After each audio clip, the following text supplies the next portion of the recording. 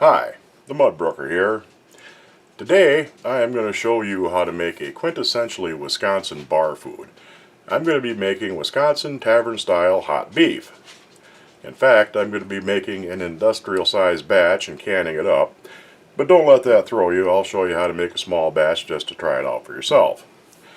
As always, the most important ingredient in any recipe is alcohol. And since I'm making a traditionally Wisconsin dish, I will of course be drinking Kentucky bourbon.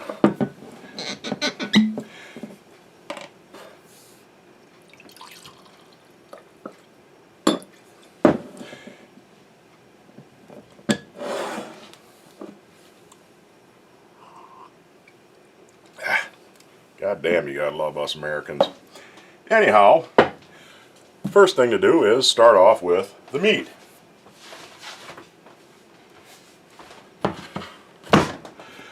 This is a whole top round roast. This weighs probably 22-23 pounds. I have a couple of smaller ones too to cut up, and so I can make about a 25-pound batch.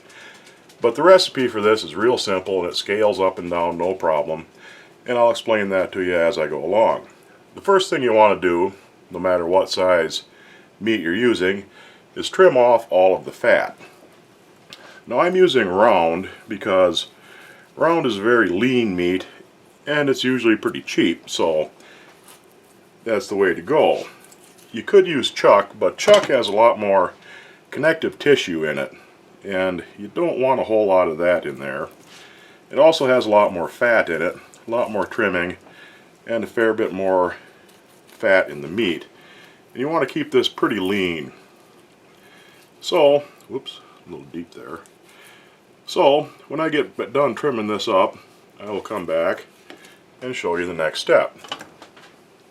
Okay, I got the fat trimmed off the outside of this. My butchering skills are a little bit rusty. I could have done a prettier job of it, but it'll still work. Once I get this cut up, I'll probably have to do a little bit more trimming to get fat off the inside and some of the extra connective tissue, but that'll come later. What you want to do now is cut this up into about 1.5 to 2 inch cubes.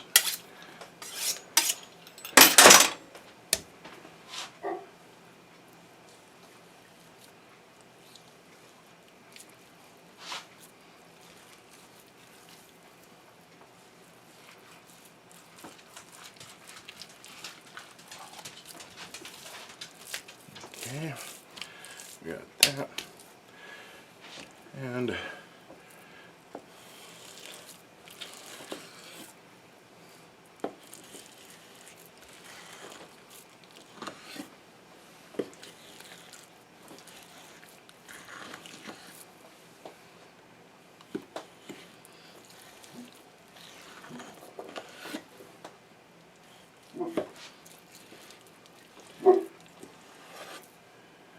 why are you dogs barking?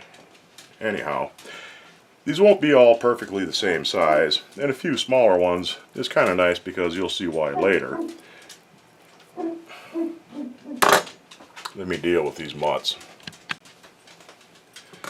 Okay, hopefully the dogs will be quiet for a little while, and we'll finish cutting this up. With a big chunk of meat, it does help to have a big ass knife.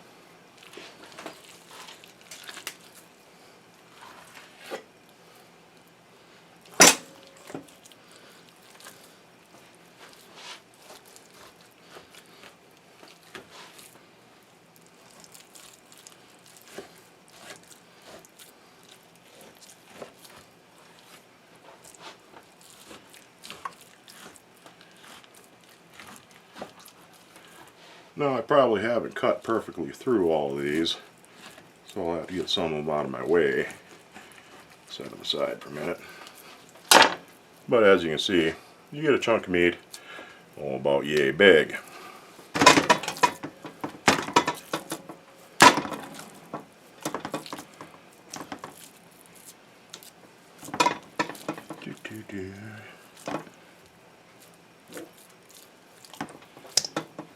You're bound and determined to keep on woofing, ain't you, dog? Oh well, we'll just have to work around the dogs making noise. So, if I can, I'll get these all separated out. Nice big cubes of meat. What are you barking at? Jesus. Are you just desperate for attention all of a sudden? Anyhow.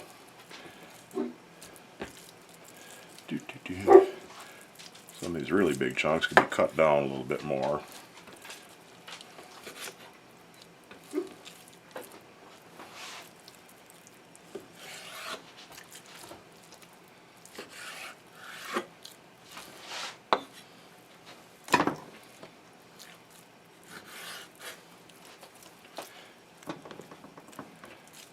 Oops.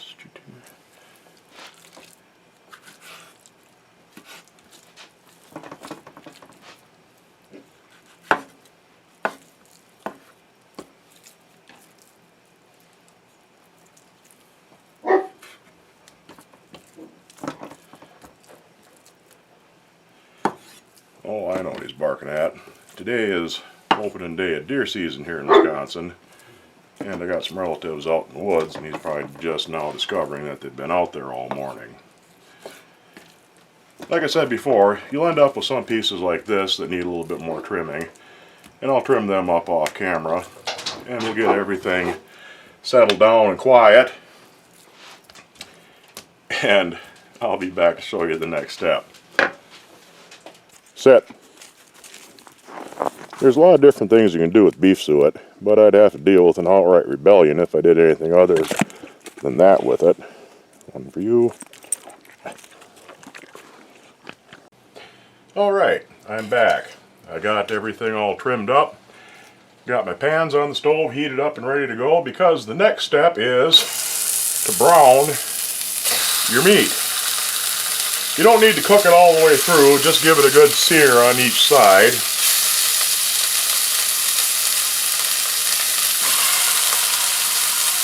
For most of my frying, I use clarified butter. Tastes good. It has a high smoke point, much higher than most other cooking oils.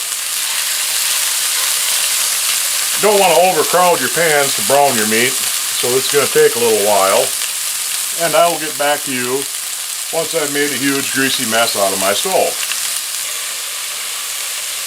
Okay, I've got everything just about seared off. This is the last go around.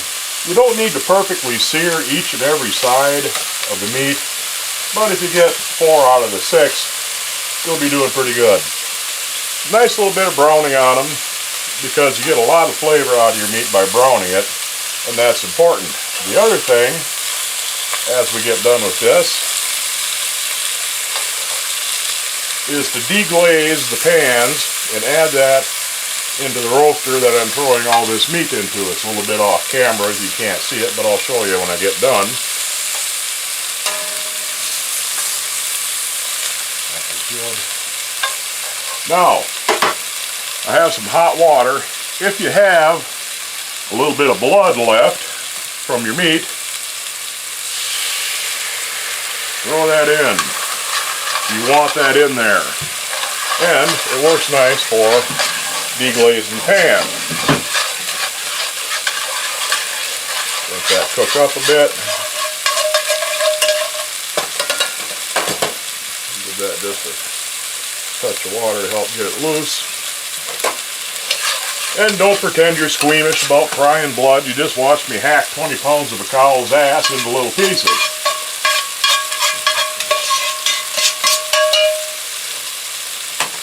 Turn that off. That's all the blood I had, so you won't have to watch me do that again. But hot water, deglaze it a bit, get all them little bits and pieces loose from the bottom of the pan.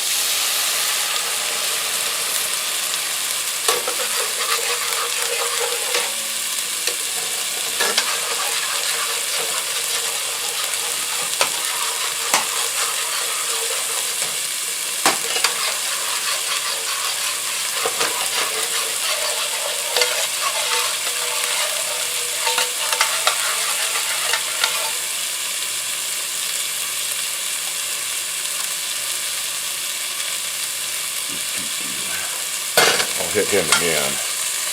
That needs a little bit more.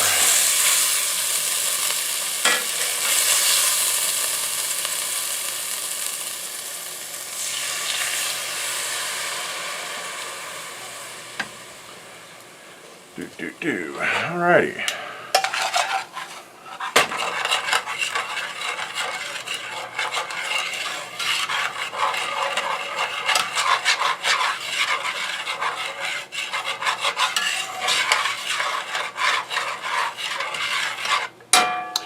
And I'll reset my camera and move around so you can see what we do next. Okay, now that everything is browned and the pans are all deglazed and scraped out, I'll show you the tricky part of the recipe. This is hard to remember, so you might want to take notes. For every 5 pounds of meat, you want 1 teaspoon of bouillon powder or 1 bouillon cube. You want 1/2 tablespoon of coarse crushed black pepper. I use mortar and pestle to crush up some peppercorns. You throw that in there.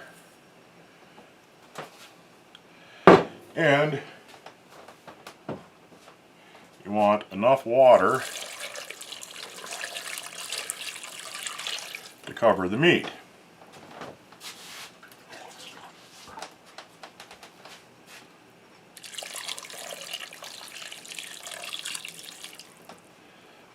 Well, more or less cover it. That should be enough. And once I get my old roaster moved over and set up over there, I'll give you a little better look at it and show you what's going on. Now comes the hard part. We got to cook this for a while.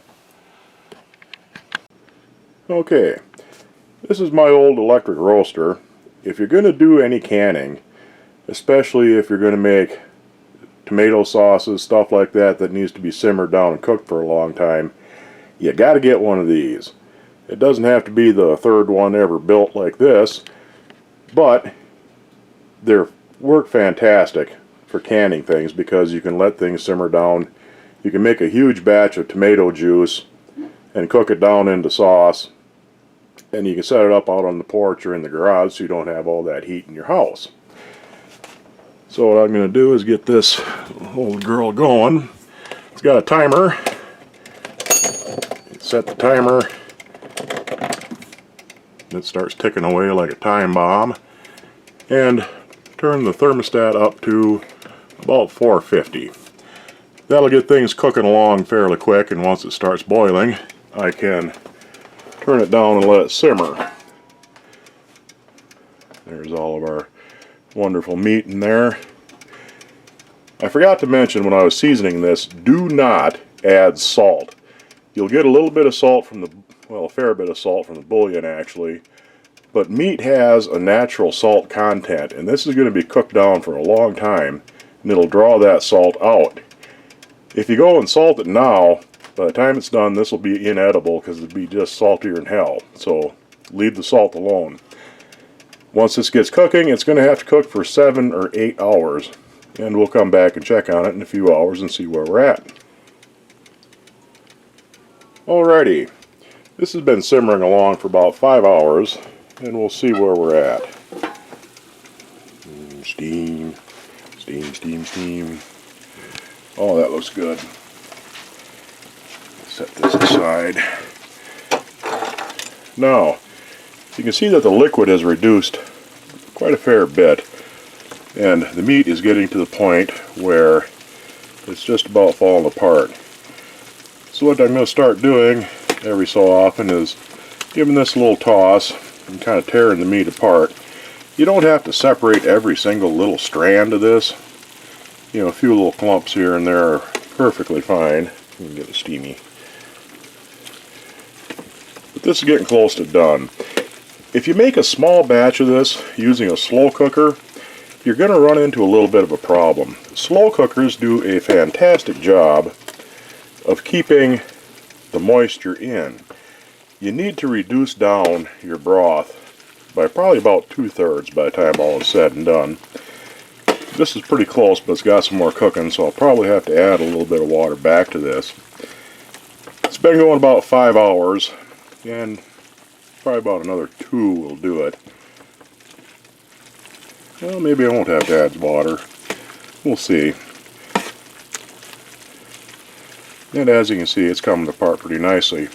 I suppose you could call this pulled beef, but if you did, people would point and laugh at you, and you'd be given that vaguely pitying look that we usually reserve for tourists and half-wits. So, don't call it pulled beef. I'll be back when this is done, and by then it's going to be pretty late. It's already going on 9 o'clock in the evening.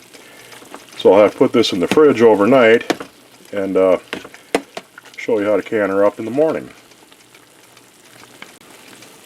Oh, I forgot to mention, if you do this in a crock pot, some of them will keep simmering if you uncover them. A lot of them won't, they just don't put out quite enough heat.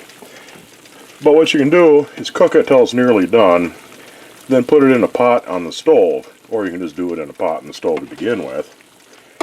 Put it on a pot on the stove and let it simmer to reduce down your broth. And that's what you need to do. Alright, I'll be back in a little bit when this is ready to put in the fridge. Alrighty, one last check on this. This has been cooking for a little under 7 hours. It should be just about done.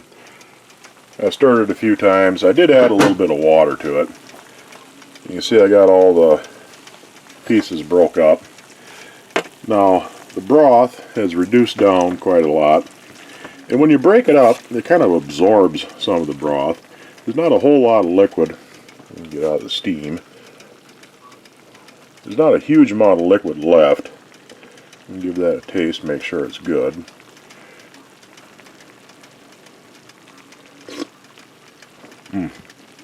Excellent. And I'll try a little bit of the meat. There, get on my spoon. I'm going to keep getting into the steam. Oh yeah, that's just perfect.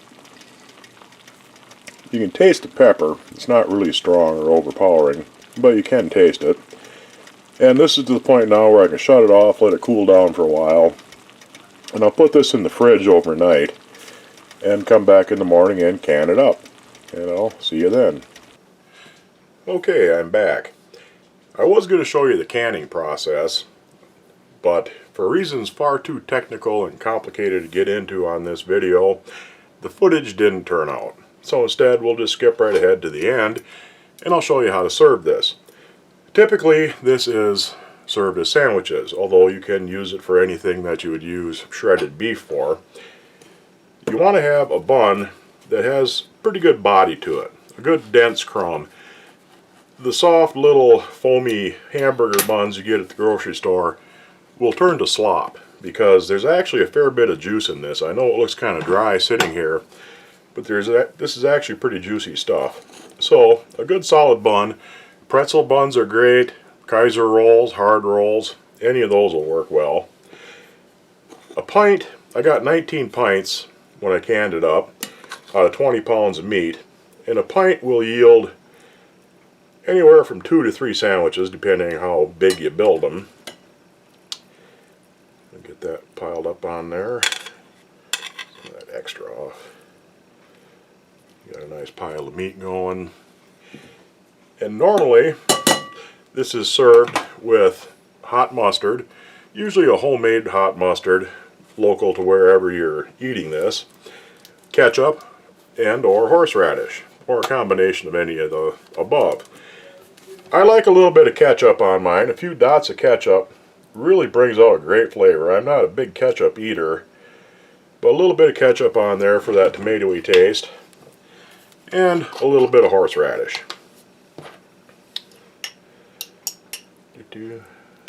Oh, maybe a little more than a little.